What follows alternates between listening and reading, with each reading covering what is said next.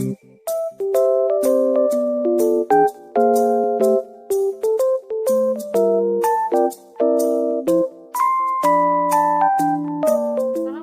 warahmatullahi wabarakatuh. Perkenalkan, kami dari kelompok 1. Dalam video ini kami akan menjelaskan dan mensimulasikan teknik-teknik yang ada di dalam konseling singkat berfokus solusi atau Solution Focused Brief Therapy yang biasa disingkat dengan SFBT. Sebelumnya saya akan memperkenalkan terlebih dahulu anggota dari kelompok 1. Yang pertama ada saya sendiri, Ulfiani Pasya. Selanjutnya ada saudari Rina Rusmawati, Sayyidah Fauzia, Yulia Hidayati, dan yang terakhir ada saudara Zaidan Muhammad Syafiq. Sebelumnya saya akan menjelaskan terlebih dahulu tentang konseling singkat berfokus solusi. Nah, Solution Focused Brief Therapy atau SFBT ini adalah bentuk konseling yang singkat yang dibangun di atas kekuatan konseling dengan membantunya memunculkan dan mengkonstruksikan solusi pada problem yang sedang dihadapinya. Nah, konselor SFBT memandang bahwa konseling ini adalah satu-satunya ahli dalam kehidupannya, sehingga keputusan terbaik selalu berasal dari konselor itu sendiri. Nah, jadi konselor itu akan selalu berusaha untuk memberikan pertanyaan atau pernyataan yang membantu konselor itu untuk berpindah fokus dari fokus masalah menjadi fokus terhadap solusi yang bisa digunakan untuk memecahkan masalah dari konselor itu sendiri. Nah, dalam konseling singkat berfokus solusi ini terdapat 5 teknik yang dapat digunakan. Yang pertama ada teknik scaling, yang kedua ada teknik exception, yang ketiga ada teknik problem free talk, yang keempat ada teknik miracle question, dan yang kelima ada teknik flagging the minefield. Nah, untuk selanjutnya yuk mari kita simak penjelasan serta simulasi dari teknik-teknik yang saya sudah sebutkan tadi. Nah, selamat menyaksikan. Selanjutnya ada teknik problem free talk. George, Iveson, dan Ratner menetapkan problem free talk atau percakapan bebas masalah sebagai salah satu teknik berfokus solusi yang berguna untuk membangun hubungan dengan klien. Nah, problem free talk ini berguna dalam menyediakan informasi tentang kekuatan dan kemampuan klien yang mungkin tidak terlihat atau kurang dianggap penting. Kesadaran dan akan kekuatan-kekuatan tersembunyi saat-saat mengatasi masalah dan berbagai sumber daya potensial ini dapat berfungsi untuk mengurangi keputusasaan dan sebaliknya meningkatkan motivasi. Problem free talk ini menjalankan beberapa tujuan, diantaranya mengembangkan raport. Teknik ini berguna di awal hubungan yang dimaksudkan untuk membantu mengembangkan raport atau hubungan yang dekat dan harmonis. Yang kedua, membantu meredakan kegugupan tentang proses konseling yang bisa dianggap serius bagi banyak orang yang masih baru dengan pelayanan konseling. Yang ketiga, memulihkan ketidakseimbangan kekuasaan yang diasumsikan oleh banyak klien, sehingga konselor profesional akan tampak seperti pribadi bukan sebagai seorang pakar yang maha tahu. Teknik ini juga dapat memberikan kesempatan bagi konselor untuk melihat klien yang didefinisikan oleh sesuatu selain presenting problemnya, atau apa yang digambarkan seorang klien sebagai kesulitannya selama tahap awal konseling, dan dalam tahap itu memungkinkan identifikasi berbagai kekuatan dan sumber daya yang seharusnya dicatat untuk kelak digunakan sebagai solusi. Mau tahu lebih jelasnya? Yuk simak videonya bersama-sama. Assalamualaikum. Waalaikumsalam. Hey, apa kabar? Alhamdulillah. Ayo masuk. Silakan duduk. Terima kasih.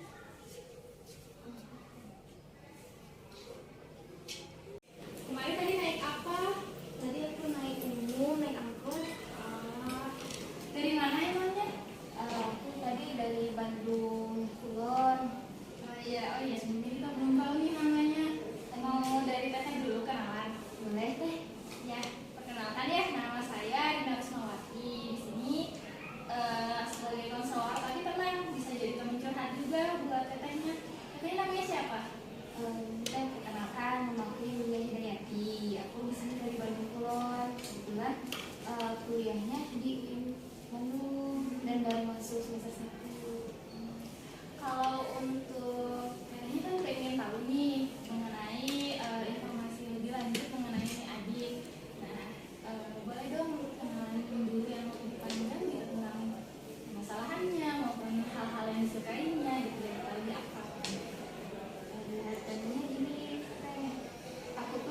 orangnya takut, banyak ketakutan, terus aku merasa aku kurang percaya diri.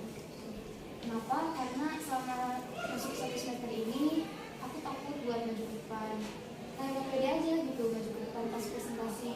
Terus ya takut apa gitu ke depan tuh gak mau, tapi ya mau gak mau harus dipaksa gitu. Yang kamu takutin apa nih selama di perkuliahan? Aku takut gak bisa membersamai teman-teman ketika berbicara di depan. Aku gak bisa public speaking yang bagus, kemudian menyampaikan dengan retorika yang baik. Aku masih merasa aku kurang dalam hal itu, makanya aku kurang pede aja kalau bersama dengan teman-teman ketika di depan. Jadi sekarang kamu lagi ngerasa insecure ya? Iya, mungkin itu lebih tepatnya. Untuk insecure ini yang lebih kamu insecurein dari segi public speaking atau yang lainnya? Public speakingnya, terus retorikanya. Ini dari ketakutannya juga, takut salah gitu. Teknik scaling. Apa sih teknik scaling itu? Teknik scaling atau biasa disebut teknik penskalaan merupakan teknik yang digunakan dalam konseling, di mana konseli diminta untuk memberikan penilaian dari skala 1 sampai 10 atau 10 sampai 100 untuk merating di mana posisinya dalam hal yang disebutkan. Teknik scaling ini membantu dalam mengukur status klien pada saat ini pada berbagai isu. Pendekatan ini lebih membantu jika diulangi penggunaannya secara periodik untuk mengukur kemajuan seorang klien. Scaling adalah asesmen yang sangat cepat dan membantu dengan kemungkinan penerapan yang luas di bidang konseling. Tujuan teknik scaling membantu terapis atau konselor dan konseli dalam menjadikan topik masalah yang sebelumnya samar-samar menjadi konkret dan nyata. Mau tahu lebih jelasnya? Yuk simak video berikut ini. Kalau selama di perkuliahan, ketika pelaksanaan presentasi atau apapun itu, kamu pernah nggak merasakan ketakutan itu? Dan kalau diskalakan ketakutan itu dari 1 sampai 10 berapa? Kalau ketakutan aku di angka skala 7. Iya, aku takut banget gitu selama di sekolahku. Kalau misalnya selama presentasi pernah nggak ngerasain tangannya gemetar atau kedinginan? Sulit banget. Kalau diskalakan berapa tuh? Kalau gemetar skala 6 di sekolah. Kalau kamu pernah nggak ngerasain kan bang sampai suara detak jantungnya tuh kedengeran saking khawatirnya? Pernah. Berapa skalanya? Kalau sampai suara terdengar detak-detak itu skalanya sama kayak buku. Ketika buku kadang jantung berdebar, terus kayak tangan gerak-gerak gitu, gak bisa diem gitu kan, kayak kaki gerak-gerak, pokoknya kayak kemana aja. Lalu selanjutnya di sini ada teknik exception, merupakan teknik dengan menggunakan pengalaman-pengalaman masa lalu dalam kehidupan konseli ketika pantas mempunyai beberapa harapan masalah tersebut terjadi, tetapi bagaimanapun juga tetap tidak terjadi. Nah, konselor menggali informasi dan menanyakan latar belakang klien untuk saat-saat ketika masalah itu tidak menjadi masalah, menentukan pengecualian-pengecualian, dan menyediakan solusi-solusi alternatif untuk dilaksanakan. Teknik ini menanyakan pertanyaan-pertanyaan exception untuk mengarahkan konseli pada waktu ketika masalah tersebut tidak ada atau ketika masalah tidak begitu intens. Asal-muasal teknik exception adalah asumsi bahwa semua masalah memiliki pengecualian yang dapat dimanfaatkan untuk memfasilitasi solusi. Untuk lebih jelasnya, yuk simak video berikut. Aku juga pernah ngerasain hal yang sama. Tapi apa sih yang membuat kamu merasakan hal tersebut? Mungkin dari pengalaman kamu yang terdahulu, pernah nggak ada hal-hal yang nggak enak gitu? Jadi gini deh, mungkin aku terbuka gitu nih, teh Boleh banget. tapi tolongnya teh gak perlu diceritain. Iya pasti. Jadi gimana sampai presentasi di depan sampai akhir gitu, ada beberapa kesalahan yang membuat aku tuh jadi takut untuk depan. Ketika aku presentasi, aku pernah ngelakuin suatu kesalahan dan itu bikin anggota kelompok aku marah sama aku.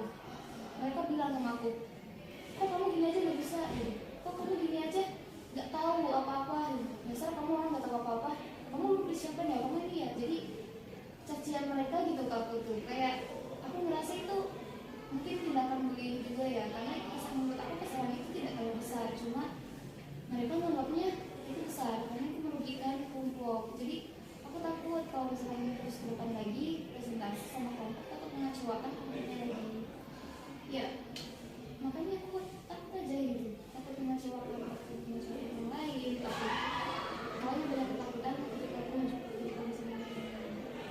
Kalau untuk cacian, bulian yang tadi, maksudnya itu berapa lama gitu dirasain sama kamu selama di sekolah? Waktu itu aku dapat cacian kayak gitu ketika mendapatkan masalah waktu itu teh sekitar kelas 10 kelas 1 SMA, karena awal masuk kan waktunya beda, terus pas tahu ternyata temennya kayak gitu, sekali kesalahan langsung nyalahin gitu. Dan ya sampai sekarang masih ada gitu kayak ketakutan kalau teman-teman di kuliahan juga bakal nyalahin aku kalau aku salah sedikit gitu. Mungkin pengalaman yang lalu itu berat banget ya. Saya pribadi kalau misalnya mengalami hal tersebut pasti ngerasa terbebani, dan kamu hebat gitu, udah sampai di tahap ini, udah bisa untuk berani presentasi. Kegugupan kamu juga sampai 6 dari skala 1 sampai 10, itu luar biasa loh. Dengan trauma-trauma kamu yang sebelumnya pernah mengalami bully dan lain sebagainya, kamu keren banget. Aku malu, tapi aku sendiri juga kurang percaya sih kok aku bisa gitu ngelakuin itu. Cuman emang masih ada kayak terlintas gitu bilang, kalau misalnya gimana ya nantinya, terus dia tuh kayak aku lebih ngecewain orang gitu. Cuman iya kadang aku ini baru terpikir sekarang gitu, kayak dari perkataan Dada tadi, kok bisa ya aku melewati semua itu ya, dari masuk kuliah sampai sekarang masuk kuliah gitu.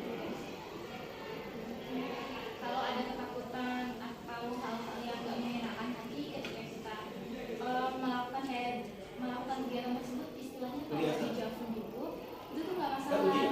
Jadi itu hal yang wajar ketika kita merasakan dulu, asalkan kita bisa menetralisir hal tersebut. Oke, baik teman-teman. Kemudian di sini ada teknik konsep miracle question. Apa sih miracle question itu? Miracle question atau pertanyaan keajaiban yaitu merupakan teknik bertanya yang dirancang untuk memunculkan informasi mengenai solusi. Kemudian penerapan teknik ini akan memberikan ruang bagi konseli untuk berpikir mengenai kemungkinan yang tidak terbatas untuk mencapai sebuah perubahan. Nah, di sini tuh konseli juga akan memfokuskan diri untuk menuju kehidupan yang lebih memuaskan. Nah, konselor akan meminta konseli untuk mengabaikan masalah yang dialami saat ini dan membayangkan sejenak seperti apa sih kondisi-kondisi yang dapat terwujud apabila konseli tidak mengalami atau telah terlepas dari permasalahannya saat ini. Baik, penasaran kan teman-teman bagaimana teknik miracle question ini? Mari kita simak video berikut ini. Kalau misalnya nih, kita berandai-andai ya, kalau misalnya kamu publisitynya bagus, retorikanya bagus nih, sesuai yang tadi kamu inginkan. Nah, kamu pengen jadi apa sih? Karena aku sekarang jujur juga kuliah di jurusan bimbingan konseling Islam gitu, dan otomatis sekarang cita-cita aku ingin menjadi seorang motivator. Aku ingin menjadi seorang public speaker yang luar biasa gitu, sampai sampai bisa masuk media. Dia nggak pengen menjadi penyuluh gitu, aku pengen keluar sosialisasi. Luar biasa banget ya. Untuk mencapai hal tersebut pasti kita harus melewati tahap-tahapan sebelumnya, kayak persiapan, kerja dan lain sebagainya. Oke, kemudian di sini ada teknik flagging the mean field. Teknik flagging the mean field atau menandai ladang ranjau adalah sebuah teknik yang merupakan suatu bentuk perlakuan untuk mencapai ketaatan terhadap sesuatu. serta mencegahnya kambuh atau terulang kembali. Teknik ini dibuat untuk membantu klien menggeneralisasi apa yang telah mereka pelajari dalam konseling untuk situasi di masa depan. Nah, ini maksudnya itu menghadapi di situasi yang masa depan yang akan mereka hadapi. Banyak klien yang sudah melewati beberapa kali proses konseling dan masih memiliki kesulitan dalam mengaplikasikan apa yang telah mereka pelajari dalam proses konseling di kehidupan sesungguhnya. Nah, teman-teman penasaran kan? Mari kita simak video berikutnya. Selamat menonton. Nah, gimana kalau misalnya selama presentasi atau tampil di depan, gimana cara kamu untuk menangani kehidupan itu? Kalau selama ini sih sama aku gugup gitu di depan, kadang aku sebelumnya persiapan dulu, kayak aku tahu nih aku bakal maju di depan, berarti aku harus baca materi lagi, masuk materi. Kadang ngafalinnya tuh sambil jalan-jalan gitu, yang mungkin orang lain lihat ngapain sih gitu ya, tapi itu cara ngatasi aku buat aku nggak terlalu gugup di depan gitu, takutnya di depan kurang kontrol gimana. Jadi udah mending sebelumnya aku ngelakuin aku lah yang aku pengen, kayak misalkan pengen nulis nih materi yang aku hafalin, pengen nulis lagi meskipun capek tapi pengen nulis gitu, udah nulis aku turutin aja sebelumnya keinginan aku sebelum presentasi gitu, tentunya supaya mengurangi kegugupan itu. Pikir kayak itu bisa mengurangi kegugupan aku. Nah, ya bener banget. Semua orang pasti punya cara yang tersendiri gitu untuk mengatasi hal-hal yang gak menyenangkan. Cara yang tadi kamu lakuin, kalau nggak menulis materi atau nggak menghafal sambil jalan dan lain sebagainya, itu udah bagus banget. Tapi mau nyaranin nih, kalau misalnya lagi gugup, dada yang terasa berat, nah bisa pakai teknik 4-7-8. Nah itu, nah caranya 4 detik tarik nafas, 7 detik tahan, 8 detik buang. Nah kita mau coba nih, kamu mau coba nggak? Mau dong, biar tahu gitu Ya, gimana boleh. rasanya. Oke, kita coba ya. 2, 3 tarik nafas 4 detik. Tahan 7 detik. Buang 8 detik.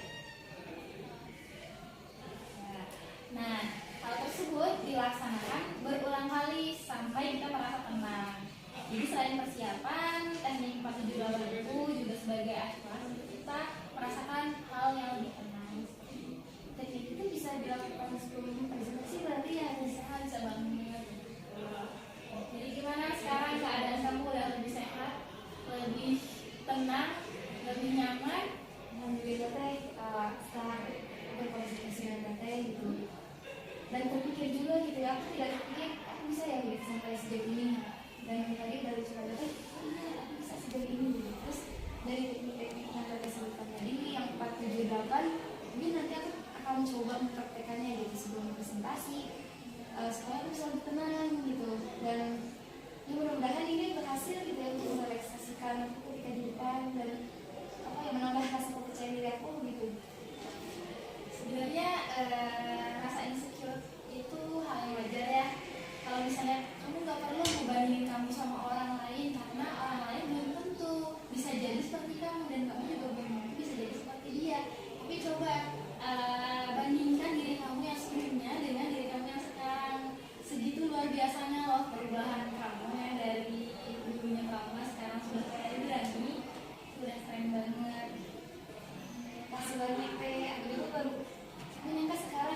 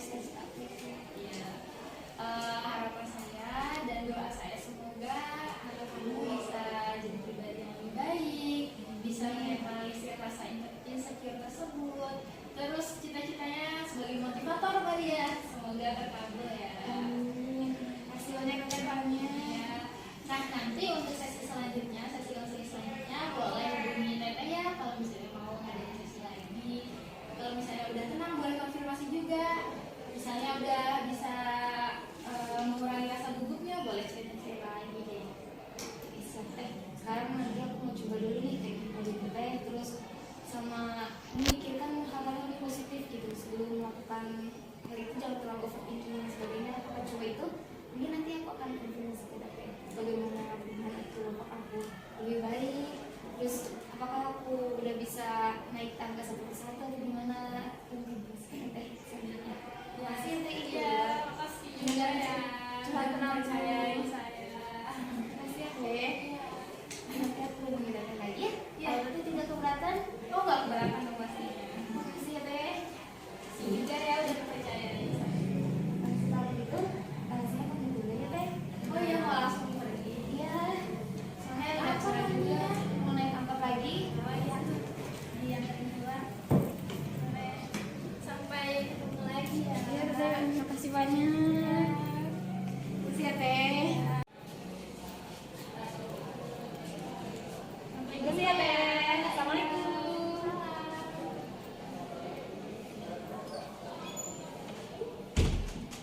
Nah, itu dia teman-teman penjelasan dan simulasi dari teknik-teknik yang ada dalam konseling singkat berfokus solusi atau SFBT ini. Semoga bermanfaat ya.